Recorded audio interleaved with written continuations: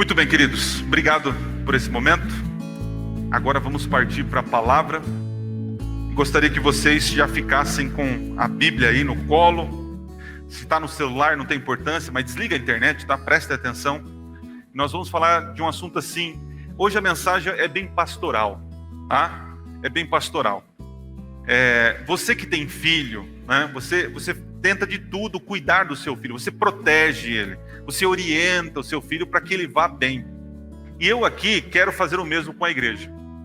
Nós precisamos viver uma vida com uma visão bíblica. A igreja, entenda o que eu vou falar. Após pandemia, apesar que nós estarmos numa pandemia, né? Mas a igreja sofreu uma ruptura que para mim, eu fiquei muito feliz. Porque a igreja percebeu que ela precisa existir sem igreja prédio, ok? Quando eu falar aqui de igreja, eu estou falando de igreja comunidade, pessoas. Eu, você, carne e osso. Nós somos a igreja. Eu sozinho não sou a igreja. Nós somos a igreja. A pandemia fez com que a gente não pudesse nos reunir. E muitas pessoas sofreram com isso, porque tinha a sua fé numa comunhão dentro de um prédio. Fora do prédio, não sabia o que fazer. Então a pandemia nos ajudou a entender que nós somos igreja com prédio ou sem prédio. Isso é importante, ok? Muito bem.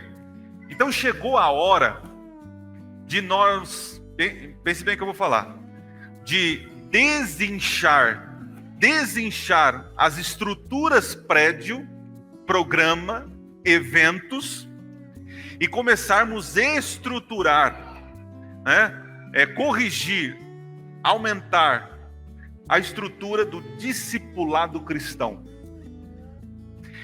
Nós, como adventistas, nós tentamos ao máximo, pela graça de Deus, ser fiel a Deus, aos mandamentos. É ou não é?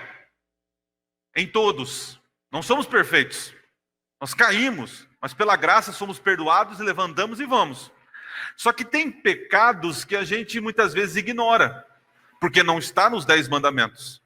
Mas saiu da boca de Jesus, quando ele falou assim, ide por todo o mundo e fazer o quê? Pregai o evangelho. A pregação do evangelho não é um conselho bíblico. A pregação do evangelho é um mandamento. Não é possível você ser cristão ou discípulo sem estar pregando o evangelho. Você é uma fake news se você pensa que é isso. Não tem como. Então está na hora de nós cuidarmos do discipulado. A pergunta que você precisa responder o mais rápido possível, presta atenção nisso. A pergunta que você precisa responder o mais rápido possível é: quem é o seu discípulo? Quem é o seu discípulo? Quem você está discipulando? Essa é uma pergunta essencial para a nossa vida cristã. Se você não tem discípulos, se você não está fazendo discípulos, você não está seguindo a ordem do mestre. Muitas vezes a igreja, anos, focou em batismo, vamos batizar. Só que Jesus fala para fazer discípulos e depois a consequência natural é fazer o quê? Batizar. Então a gente focava no fim e esquecia dos meios. E começamos a batizar um monte de gente, só que pessoas que não entendiam o que a Bíblia falava, não sabiam que precisavam guardar os mandamentos, pessoas que caíam de paraquedas, a gente batizava. E existem muitos cristãos aí fora assim, cai de paraquedas numa igreja e se batiza, mas não sabe, não crê, não aprendeu. Então nós precisamos tirar os nossos olhos do fim e ver os meios, porque os meios não justificam os fins. Então eu quero apelar para você, membro de igreja. Querido, você precisa saber quem é teu discípulo. Quem você está discipulando. Senão você é uma fake news. Entende o que eu falo? Maurício, a TV não funciona? Não está funcionando? Não? Então vou ter que ficar olhando para trás, tá, gente? Então precisamos de uma visão bíblica, foco no discipulado. E aí a ideia é através da escola sabatina como estrutura base. A Nete já falou aqui na escola sabatina. Nós, em março, nós vamos começar uma mobilização aqui no distrito. Já começamos em 2019, quando eu cheguei aqui no distrito. Nós vamos usar a escola sabatina como base de mobilização. Haverá desafios, e desafios como visitar alguém. Olha só que ponto chegamos, de ter um desafio de visitar alguém. Apesar que na pandemia é um desafio, né? Entendo o que eu quero dizer. Mas nós, através da escola sabatina, nós faremos aí uma mobilização do distrito. Haverá desafios de visitação, arrecadação de alimento, estudos bíblicos, batismo. Porque muitas vezes eu sinto, como um líder, nós temos que, aqui da frente, falar, deixar bem claro a mensagem. Para onde nós estamos indo? Então, assim, eu como pastor, eu quero orientar vocês no caminho. No caminho. Porque eu sinto muito uma igreja, ainda mais com essa pandemia, meio dividida, largada, sem rumo. Então nós queremos dar foco a isso. E tendo uma visão bíblica e através da escola sabatina, a gente poder aí mobilizar o pessoal. Clica na tela para nós, por favor. Acho que deve ter saído aí. Eu vou ver pelo reflexo ali. Ixi, já foi? Foi? Muito bem. Desafios para 2021. Formação de novos líderes e discípulos. O que mais? Revitalização da escola sabatina. Mobilização dos membros e multiplicação dos membros. Então aqui, gente, nós precisamos, desculpa a expressão que eu vou usar, levantar o traseiro daqui e trabalhar. Precisamos. Ah, mas não sonhe grande, não sonhe com multidões. Porque Jesus, quando esteve na terra, ele atendeu as multidões. Mas ele passou mais tempo com 1 ou 3 pessoas. Ou 12. E é isso que você precisa fazer. Eu apelei no culto de quarta-feira e quero apelar de novo para você. Abra o seu lar, claro, com todos os cuidados. Mas para ser um centro de influência. Antes de chamar o teu vizinho, o teu amigo para a igreja, chame para a tua casa para comer com você. Jesus, no seu ministério, tudo começava na mesa e terminava na mesa. A salvação entrou no coração de Zaqueu. Aonde foi? Foi em cima de uma árvore? Foi no meio da multidão? Aonde a salvação entrou no coração de Zaqueu? Na mesa, na casa. Quando ele entendeu que a graça tinha alcançado o coração dele, ele falou assim: eu vou devolver aquilo que eu peguei de errado. Então, antes de convidar alguém para vir para a igreja, convide para ir para a tua casa. Mostre o teu lar. Senta, assiste uma TV, assiste um filme, dá risada, conversa, compartilha alegria, compartilha comida.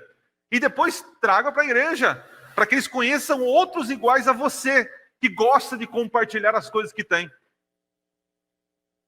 Lembra, muitas vezes a gente evangeliza as pessoas só pensando ali, batismo, números, batismo. Temos que pensar em pessoas, salvação de pessoas.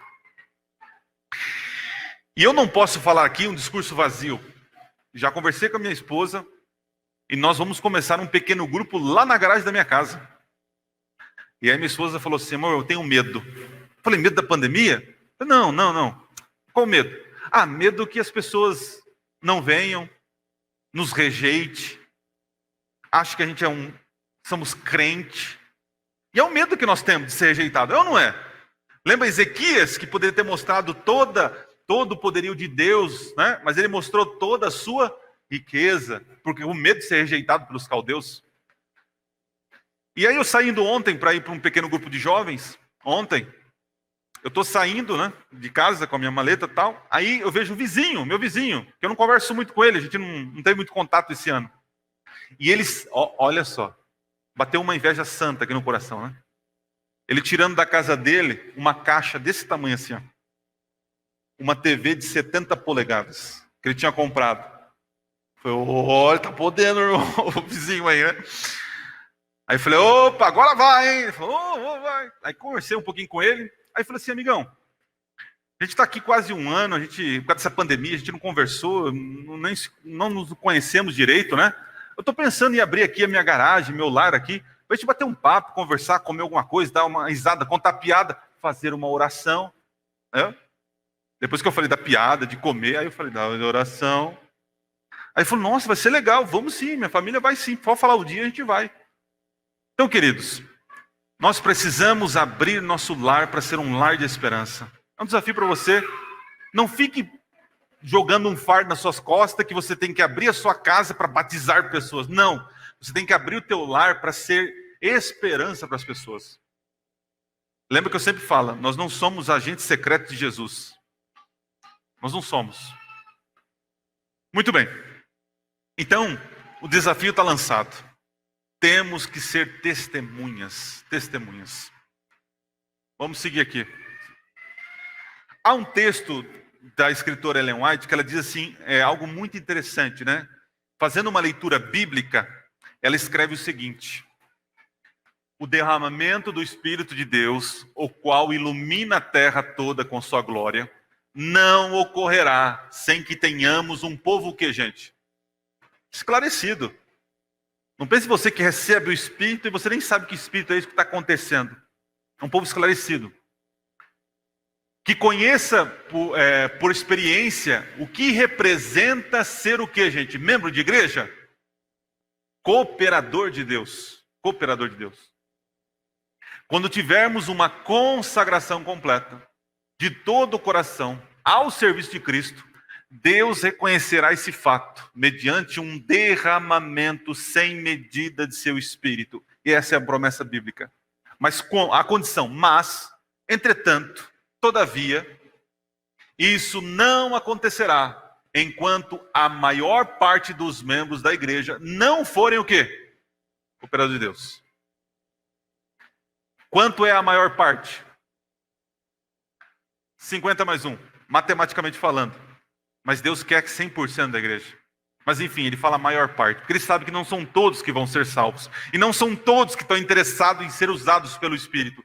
Mas quando a igreja de Caieiras, na sua maioria, tiver o coração consagrado ao serviço de Deus, Deus, pela sua graça, vai conceder poder para nós.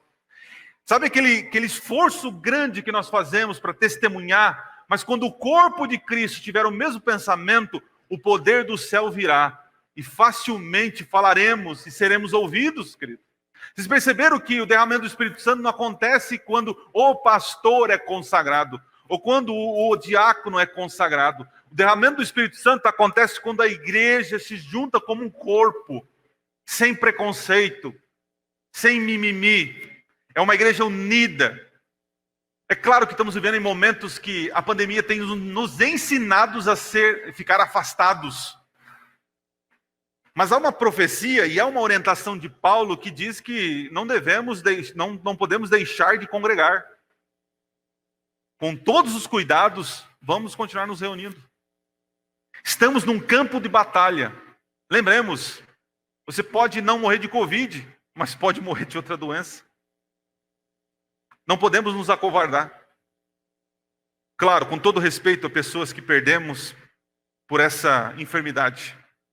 Mas, queridos, se não houvesse Covid, teríamos mortes do mesmo jeito.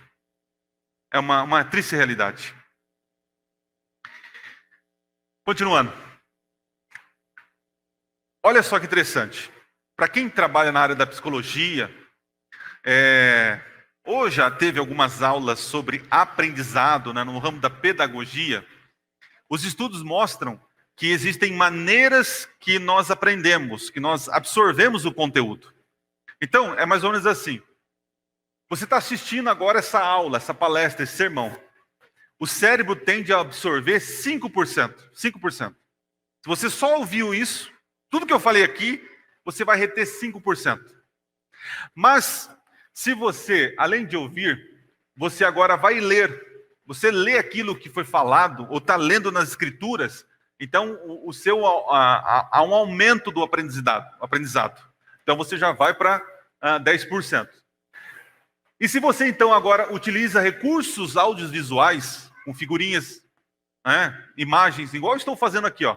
Estou fazendo vocês lerem, vocês estão me ouvindo, e agora vocês estão vendo imagens. Isso ajuda, são 20%. Olha que interessante. Mas se nisso tiver demonstração e uso imediato, algum tipo de experiência, um relato, uma história que envolva pessoas e que te envolva também, também há um acréscimo no aprendizado. Agora, se você sentou com pessoas e começaram a discutir tudo que vocês aprenderam até agora, isso aumenta para 50%. Perceba a importância da escola sabatina e de ser de pequenas unidades, porque ali você consegue falar, você consegue discutir, discordar, concordar. Isso é interessante, quando você está falando, não sei se vocês percebem, mas que o cérebro vai encaixando mais ideias. Né? Então é importante. O que mais? Quando você começa a praticar o conhecimento, aí você já chega a 75% do conhecimento. Agora, olha que interessante.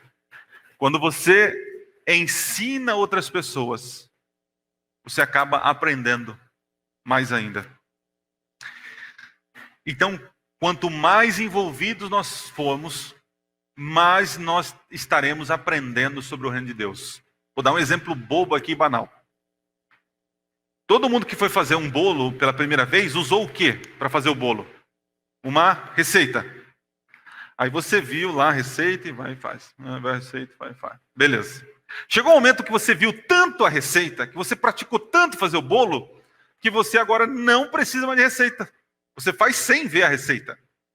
E melhor ainda, alguém chega para a Edilza, que faz bolos maravilhosos. Né? Se vocês quiserem alguns bolos, procure ela depois do pôr do sol, tá bom? Converse com ela, tem bolos maravilhosos. Ela sempre vai tirar um pedaço da fatia para mim, né? Uns 10% do bolo. Mas enfim, a Edilza, quando alguém pergunta, é claro que ela não revela todos os seus segredos, né? Mas muitas vezes a Edilza, quando vai falar do bolo que ela fez, às vezes ela entrega a receita para a pessoa. Mas acredito que na maioria das vezes, ela fala assim, não, você faz o seguinte, pega os ovos, pega a farinha, você bate. Ela vai contando. Não é assim? E mulheres têm síndrome do tutorial de cozinha. Todas que se encontram, quando fala de uma comida, você faz assim, ó, você faz assim, eu não faço assim, eu coloco para grelhar. Não, mas é assim, aí começa a discussão, né? Interessante. Vamos transportar isso para a vida espiritual. Qual é a nossa receita? Bíblia. O bolo, discípulos. Eu aprendo na receita, faço discípulos. Chega um momento, né, que aquilo está tão enraizado em mim que eu já decorei a palavra na cabeça. É ou não é? Não é assim? Você está na rua sem Bíblia, você fala um versículo. E alguns falam assim, pastor, não tem jeito. Minha cabeça, eu não esqueço as coisas. Mas interessante, receita de bolo não esquece. Né? Como fazer um serviço elétrico e encanamento, sei lá, no trabalho não esquece. Está na faculdade e não esquece as fórmulas de Bhaskara e tantas aquelas coisas doidas. Não esquece. Mas a palavra de Deus, que a Bíblia diz, uma promessa que o Espírito faria lembrar, ele esquece. Ou seja, não é problema do Espírito ou da tua cabeça. O problema é que você não está o quê? Lendo e não está praticando. Então não fique se reduzindo. Pastor, eu sou tão ignorante. Eu tenho pouca leitura. Querido, nessas férias, eu sem ler, eu ouvi 8 livros. 8 livros. Como que eu fiz isso? Eu saía para correr, fazer minha caminhada, colocava meu fone, eu ouvi 8 livros em um mês. Então não tem desculpa hoje se você não quer aprender. Ok? Então, se envolvam. Tá? Vou dar o cardápio agora para vocês. 3 letrinhas que vocês precisam aprender na sua vida cristã. 3 letrinhas. A primeira palavra que começa com essa letrinha aí, a C. Do que seria essa letra C? Comunhão. Comunhão. Quarta-feira passada, quarta agora, eu falei sobre comunhão. Então, para quem não assistiu, eu só vou fazer um resumo básico. Abra sua Bíblia em João capítulo 15. João capítulo 15. João capítulo 15 é um momento que antecede a morte de Jesus. Jesus já está preparando os seus discípulos para ficar, não órfãos, né? Mas ficar sem a presença física dele. Em João capítulo 15, nós lemos o seguinte, no verso 8. Ele diz assim, ó. Nisto é glorificado o meu Pai, em que deis muito fruto, assim vós, né, tornareis o quê? Meus o quê? Discípulos. Olha o verso 9. Como o Pai me amou, também eu vos amei. Permanecei no quê? No meu amor. Olha o verso 10. Se guardardes os meus mandamentos, permanecereis no meu amor. Assim como também eu tenho guardado os mandamentos de Deus. E no seu amor o quê? Permaneço. Precisa existir uma conexão entre você e Deus. E agora existem várias barreiras que quebram essa conexão, essa comunhão. Na quarta-feira eu falei para vocês que existe a diferença entre comunicação com Deus e comunhão com Deus. E muitos de nós vivemos na era da comunicação. É fácil nos comunicar. Pegamos o celular, mandamos o WhatsApp, colocamos nas redes sociais, damos uma risadinha, colocamos um vídeo, curtimos, damos like. Nós nos comunicamos. Mas falta em nós a comunhão. Vou dar um exemplo. Eu vou numa pizzaria, a de Nápoles aqui, muito boa. Baratinha, muito boa. Enfim, vou lá. Chego lá, tem o pizzaiolo ou atendente. Tem um atendente lá, né? Eu pego, falo, boa noite, bom dia, né? Comunicando, estou me comunicando. Falei, que sabores tem? Aí ele fala assim, tem esses aqui do cardápio. Aí eu pego. Qual que o senhor recomenda? Eu recomendo essa, 4 queijos. Já dou a dica para você, a 4 queijos, né? Ok? 4 queijos. Então eu estou conversando, estou me comunicando, certo? Não conheço o cara, estou me comunicando. Agora muda o assunto, muda a cena. Eu chego na pizzaria, sabe quem é o atendente ali? O Maurício. Falei, caraca, Maurício, e aí? Abraço, toco, dou soquinho, falo, e aí, como tá, Dani? Como você tá? Beleza, pastor, e aí? E a gente começa não apenas nos comunicar, mas entrar em quê? Em comunhão. Porque comunhão transcende a comunicação. E talvez você ache que você está lendo a lição da escola sabatina, lendo a Bíblia, fazendo oração, e você está em comunhão. Você basicamente está em comunicação com Deus. E não tem nada de errado nisso, você precisa ter comunicação, mas você precisa transcender isso. E a comunhão, gente, não é apenas uma troca de informação ou uma busca de conhecimento de alguém. A comunhão, ela vai além disso. A comunhão é uma troca de sentimento. É um momento em que você chora, você fica quieto. É um momento que você interage. E você precisa saber se na tua vida você está tendo comunhão ou comunicação com Deus. Vou dizer de mim, não sou exemplo. Mas eu descobri que nas madrugadas eu tenho dificuldade de ter comunhão com Deus. Eu tenho uma mera comunicação. Tem pessoas que acordam de manhã cedo, na madrugada, que conseguem ter comunicação. Eu, na madrugada, eu estou zen. Não sei, eu não funciono cedinho. Eu pego nos trancos. Entendeu? Talvez eu estou falando para alguém aqui que fica insistindo em ter comunhão com Deus em um momento errado. Talvez você tenha comunhão, quem sabe, praticando um esporte, por incrível que pareça. Eu, quando saio fazer minhas caminhadas, correr, é o momento que eu desligo do mundo. É eu e Deus, meus questionamentos, minhas perguntas, minhas reclamações, meu silêncio. E nem sempre comunhão com Deus, você tem que falar alguma coisa ou ouvir alguma coisa. Porque quando Jesus fala assim, você não fica orando em público aí, mas antes, entra no teu quarto, vai lá no capítulo 6 de Mateus, diz assim, entra no teu quarto, e quando você estiver lá em segredo, o teu pai, interessante, ele não fala assim, que te ouve em segredo, mas o texto diz, o teu pai que te vê em segredo, ele vai te abençoar. Porque não existe palavra que saia da tua boca que Deus já não conheça, que já não sabe da tua ansiedade. Então exprimir palavras só nos ajuda a colocar para fora, mas Deus já sabe o que está no coração. Muitas vezes o silêncio com Deus, o estar com Deus, já é suficiente para Deus falar o seguinte, meu filho separou um momento para estar comigo. Que coisa maravilhosa. Ele não precisa dizer nada, eu sei que está no coração dele, mas ele parou no tempo para ficar comigo. Comunhão. Querido, você talvez saia afobado para o trabalho, chega cansado, sempre tem uma desculpa. E você se esconde atrás do questionamento, achando que se escondendo atrás de um questionamento, você está livre de fazer algo. Ah, mas será mesmo que eu tenho que fazer isso? Ah, mas será mesmo? E será que eu tenho que ser fiel? Que eu tenho que guardar isso? E você fica questionando, achando que ao questionar, você está isento de obedecer algo. Quantas vezes na minha vida eu fiquei questionando coisas para poder ganhar tempo com Deus, achando que Deus não me cobraria. Talvez eu esteja falando para alguém aqui que fica pensando, mas será que eu tenho que ser fiel no dízimo, na oferta? Tem sentido isso? Não. Não, a igreja rouba, não, o pastor é ladrão. Olha quanta gente fala, não, para que será mesmo que Deus precisa do meu dinheiro? E a gente se esconde. Será mesmo que eu tenho que guardar o sábado? Mas como assim? Do pôr do sol ao pôr do sol, coisa boba. O mundo inteiro trabalha, como pode? Será que os hospitais vão parar? Aí vem as falácias, né? Os hospitais vão parar, tudo vai parar. Querido, se todo mundo guardasse o sábado, seria o dia mais feliz para todos. Não teria assaltante. Não teria gente sem comer em casa nesse dia. Então, cuidado com os questionamentos.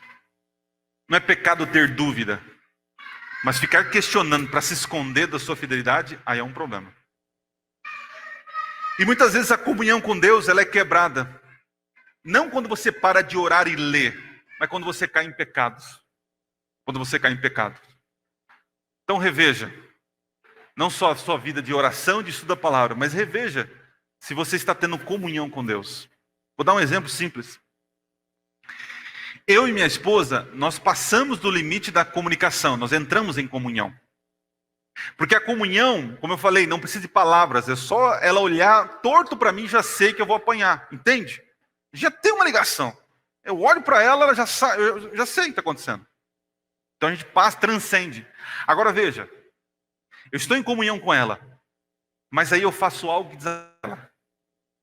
Eu sei que é um exemplo que não é tão perfeito comparado a Deus, mas a minha comunhão é quebrada quando eu faço algo que ela não gosta.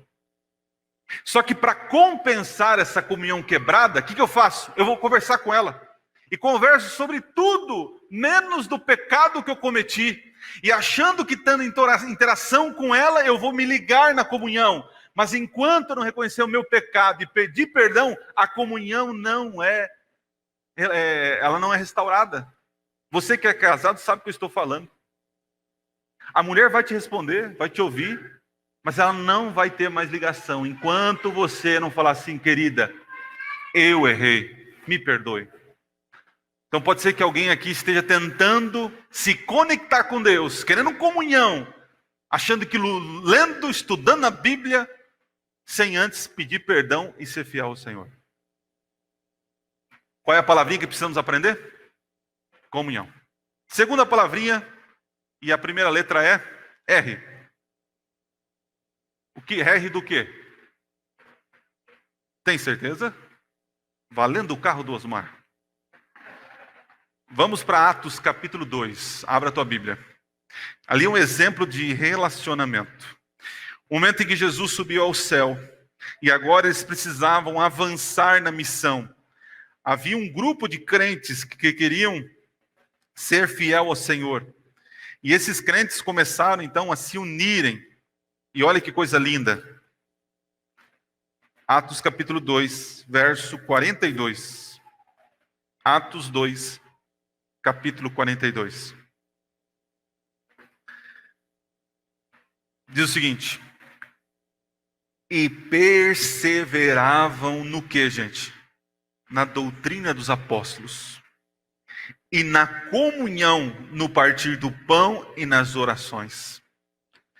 Em cada alma havia temor, e muitos prodígios e sinais eram feitos por intermédio dos apóstolos. Todos os que creram estavam juntos e tinham tudo o que? Em comum. Olha só o verso 46. Diariamente perseveravam unânimes no templo, partiam pão de casa em casa, tomavam as suas refeições com alegria e singeleza de coração, louvando a Deus e contando com a simpatia de todo o povo. Enquanto isso, acrescentava-lhes o Senhor a dia os que iam sendo salvos. Querido, a palavrinha aí realmente é relacionamento. Precisamos aprender que a comunhão com Deus, ela é muito necessária, mas ela só vai se tornar real quando você tiver comunhão e relacionamento com o povo de Deus. Não existe cristianismo particular. O cristianismo pode ser pessoal, mas a caminhada não deve ser particular, ela é coletiva. Alguns nessa pandemia chegaram a alguma conclusão. Olha a conclusão, interessante. Em casa eu leio a Bíblia, na igreja eu leio a Bíblia. Em casa eu oro, na igreja eu oro. Em casa eu posso pregar o evangelho, na igreja eu também prego o evangelho. Em casa eu posso ter comunhão, na igreja eu também tenho comunhão. Então veja, se Deus está em todos os lugares e tudo que eu faço, tudo que a igreja faz, eu já faço em casa, para que ir para a igreja? Por que eu devo ir na igreja? Em outras palavras, sabe o que essa pessoa está dizendo? Eu preciso de Deus, da comunhão com Deus. Eu não preciso da igreja. Em outras palavras, eu não preciso das pessoas. Eu me viro sozinho. Cristo não vem buscar indivíduos, vem buscar a sua igreja. A igreja é o corpo de Cristo. Se o braço está separado do corpo, ele vai morrer. E o corpo padece sem o braço. Nós precisamos da comunhão de todo o corpo da igreja. Não de um pastor, de um diácono, mas de toda a igreja. Querido, estamos com um desafio. Ter relacionamento e comunhão com os irmãos em uma pandemia. Todo cuidado deve ser feito. E eu estou dizendo bem claro isso para vocês. Mas não podemos deixar de nos relacionar. Não existe comunhão com Deus somente em casa, no meu tempo, sozinho, se não houver comunhão com a igreja. E tem muitos que se escondem na comunhão da igreja, mas não tem a comunhão individual. Também está errado, querido. Uma não vive sem a outra. É o Claudinho sem bochecha, não tem como, né? Não existe pão sem o leite condensado, tem que ter o leite condensado e o pão. Estão entendendo? Tem que estar junto. Então existe o relacionamento com os irmãos. A Bíblia deixa bem claro. Agora eu vou transcender um pouquinho mais. Estar com a igreja é bom, é saudável. Estar com o sal é muito bom. Só que agora nós temos que sair do saleiro e ser luz lá fora. A igreja de Caieiras, a central, precisa ser uma luz para a comunidade. Mas como vai ser só luz se nós estamos numa bolha de crente? Estão entendendo? Olhe na agenda do teu celular. Se na tua agenda só tem contato de crente, tem um problema. Se no teu Facebook, no Instagram, no seu Twitter, só tem crente, tem um problema. Você está dentro de uma bolha, querido. Como que você vai ser luz para a luz? Você tem que ser luz para as trevas. Então, querido, eu desafio a igreja aqui de Caieiras. Nós temos que ser luz para o bairro. A igreja é feita não para nós, mas para a comunidade, para os de fora. A igreja está linda, olha que maravilha, gostoso. Mas se ela não tiver pessoas aqui dentro para serem salvas, para que serve? Vai ser destruído e queimado. Então eu apelo ao coração de vocês. Temos que ter relacionamento com as pessoas lá de fora. E alguns falam assim, mas pastor, você está incentivando a gente a ter relacionamento com as trevas? Sim, eu estou incentivando você. Mas pastor, se eu ficar frequentando lugares que eu frequentava, amigos que eu frequentava, eu vou me perder. Eu falei, querido, então você está doente. Você está doente, está sem bateria, querido. Se você tem medo de falar com um bêbado, ou com um cachaceiro, ou com um viciado em droga, porque você vai sentir o cheiro da cerveja, o cheiro da droga. Se você está com medo disso, querido, a tua bateria, você está sem Cristo.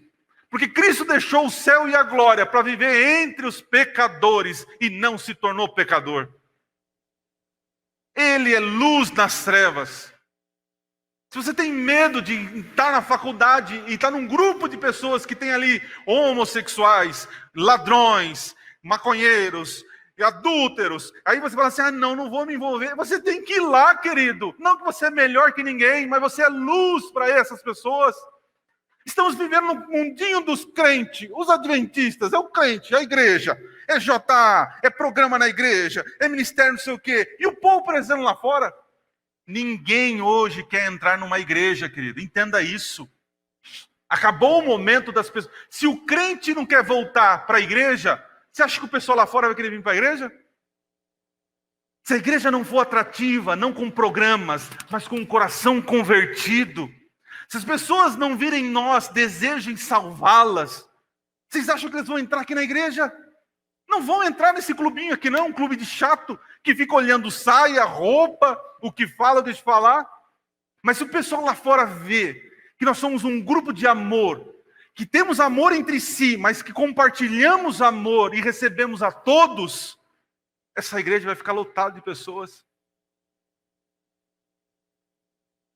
Devemos ter relacionamento com as pessoas. Chega de ficar só na igreja fazendo programa para crente. Não que seja errado, mas não é suficiente e não é a missão da igreja. Não é a missão da igreja. Precisamos usar os desbravadores para buscar pessoas lá fora.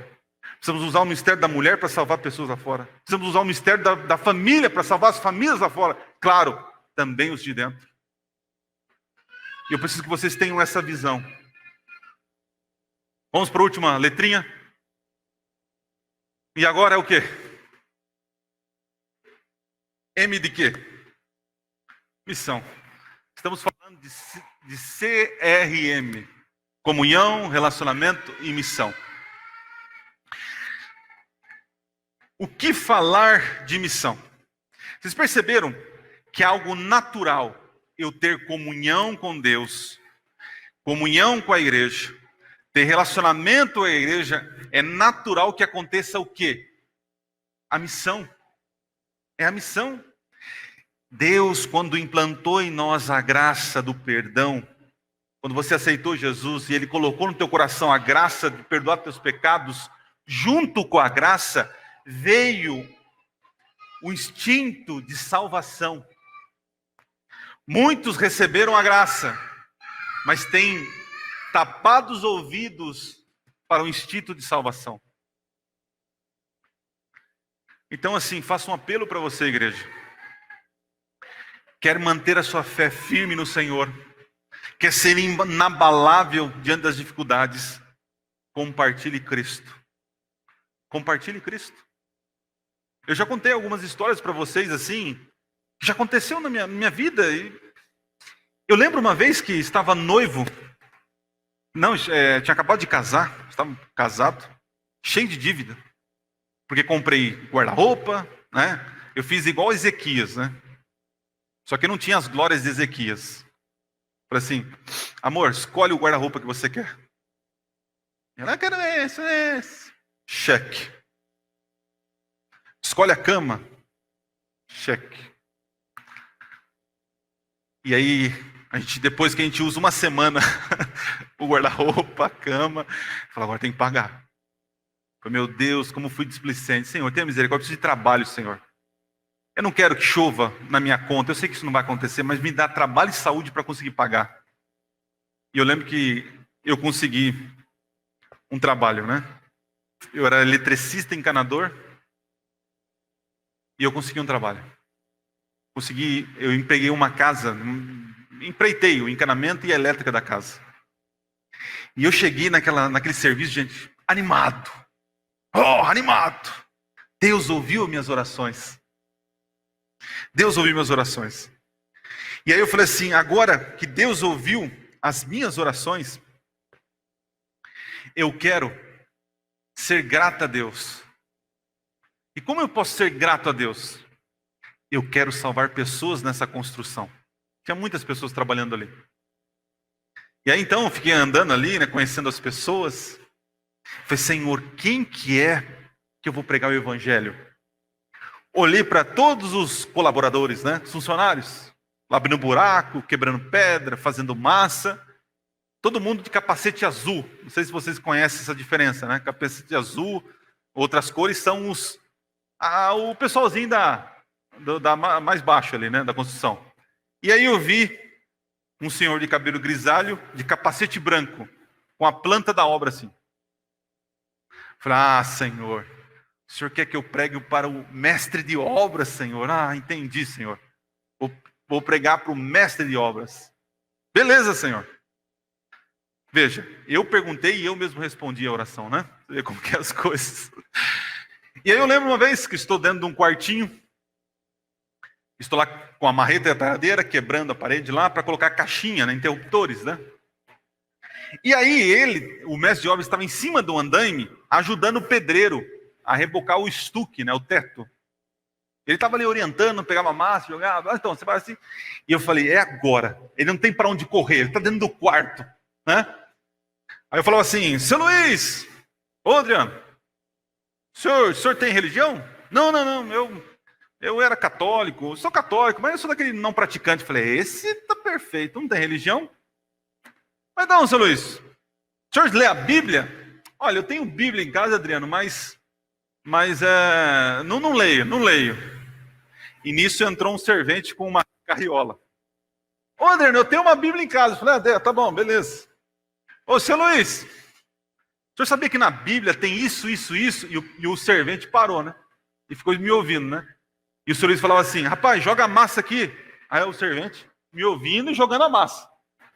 Você sabia disso, seu Luiz? E ele falava assim, não sabia disso não. E o servente, sério, Adriano, tem isso? É na Bíblia? Olha! Falei, mas deixa cá.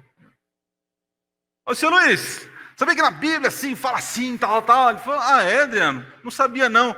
Aí o rapaz da carriola, parado assim, né? Adriano, tem isso na Bíblia? E o seu Luiz, rapaz, vai buscar massa, rapaz. Pode prestar atenção na conversa dos outros? Falei, dá licença, meu, vai para lá. Resumindo a história, eu mirei um mestre de obras, mas acertei o servente. O servente me procurou depois. Adriano, que coisa interessante que você estava falando da Bíblia. Eu tenho a Bíblia, mas eu nunca vi isso. Aí me deu um estalo na cabeça. Deus falando assim, a obra não é sua, é minha. Você quer trabalhar na obra? Então você tem que seguir os passos que eu quero te dar, não os seus. E eu comecei então a testemunhar e estudar a Bíblia com ele. E foi um tempo de estudo, depois outras pessoas estudaram com ele também. Resumindo a história, foi batizado ele, a filha, a esposa, se tornou ancião da igreja, tesoureiro da igreja. Querido, se o meu coração não tivesse sido movido à gratidão, eu não teria sido missionário naquele momento. Talvez vocês não sejam missionário, porque lhe falta gratidão no coração, reconhecimento. E eu quero que você perceba isso. Hoje, a Magali veio à igreja pela primeira vez. Muito feliz por você, viu? Deus te abençoe. Não somos perfeitos, mas queremos juntos ir para o céu. Se apega na gente e vamos lá. O Paulo está aqui também. Fiquei feliz de ver você aqui. Aqui é o teu lar. De braços abertos aqui. Precisamos de mais missionários. Hoje estamos aqui com a Dani e o Lau. É isso. Fiquei feliz de ver vocês. Não é bom, gente, receber amigos em casa? É muito bom. Porque aquilo que mexe no nosso coração, que traz alegria, precisa ser compartilhados. Ezequias, quando Babilônia veio para saber sobre o que aconteceu, porque Ezequias foi curado, nós estudamos na lição. Ele começou a olhar as glórias do reino e mostrou as glórias do reino.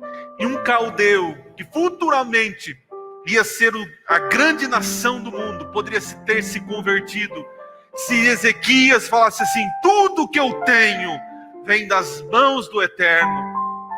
As glórias desse mundo cairão. Quem sabe o caldeu, o Baladão, sairia lá de Israel com o coração ardendo, sabendo que ele não é tão poderoso assim, e que Senaqueribe, que estava rondando, destruindo tudo, também não era tão poderoso, mas que o Deus de Ezequias era poderoso. Talvez não teríamos uma história triste de exílio na Babilônia. Talvez pessoas ao seu redor tiveram um fim triste, porque você se acovardou em contar das glórias do reino eterno e apenas mostrou as tuas conquistas próprias. Chegou a hora, queridos, Chegou a hora de ser luz nas trevas, não membro de igreja. Cristo não vem buscar membro de igreja.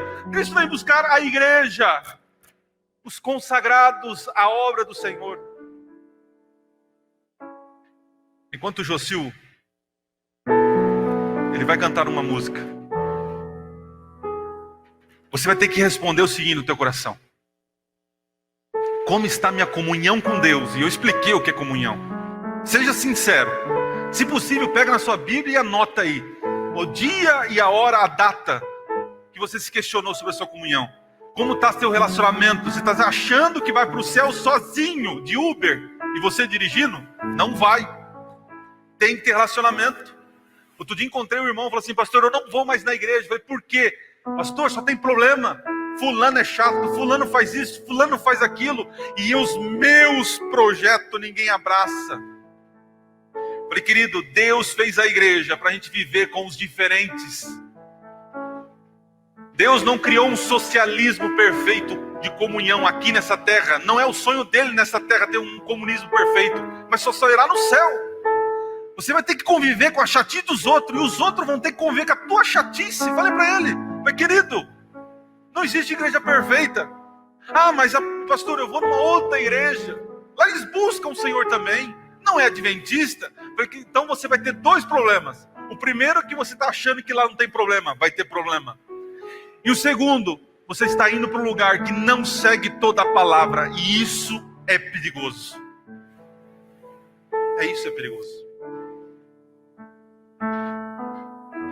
Como está a tua comunhão? Teu relacionamento? E quem é o teu discípulo, querido? Quem é o teu discípulo? Essa pergunta tem que te martelar na tua cabeça. Quem é o teu discípulo? Jesus falou: vai, faz discípulo. E você está fazendo de tudo menos o que ele mandou. Discípulo, quem é o teu discípulo? Quem eu vou discipular? Quem Deus vai mandar para eu falar de Jesus e ensinar? Mas pastor, eu não sei ensinar. Querido, você só vai estar pronto para ser discipulador quando o seu discípulo discipular outro. Não existe discipulador perfeito. Nós estamos numa caminhada juntos. O discípulo não está acima do seu mestre. E nós não estamos acima do nosso discípulo.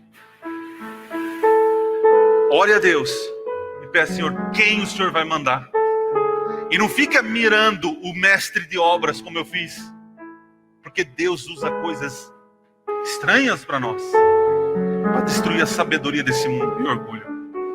Eu tenho certeza que você vai ficar surpreso quem Deus vai mandar para você. Eu, quando saí da igreja, na minha juventude, e lá fora, eu senti saudade, sabe do quê? Dos irmãos, da alegria, da amizade. Claro, no fundo isso tinha Cristo, mas eu sentia saudade de pessoas. E isso me ajudou muito a voltar, se sentir amado. E eu queria fazer um apelo hoje para alguém que ficou muito tempo fora e hoje está aqui, depois de 12 anos, a Jennifer. Querida, Deus te ama. Nós somos imperfeitos, mas tentamos te amar também, nos amar. E querida, nós estamos felizes por você estar aqui, viu? Você, o marido aí, família. Que legal. Quando eu voltei com a minha esposa também. Ela foi o plano de resgate. Então você que está aqui hoje, tome uma decisão. Não saia aqui como mais um sábado. Melhore sua comunhão com Deus. Tenha mais relacionamento.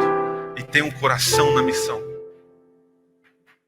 Vamos todos ficar em pé? Vamos orar. Feche os olhos. Vamos orar. Pai, como é bom estar em comunhão contigo na tua casa. E melhor ainda ao lado dos nossos irmãos amados.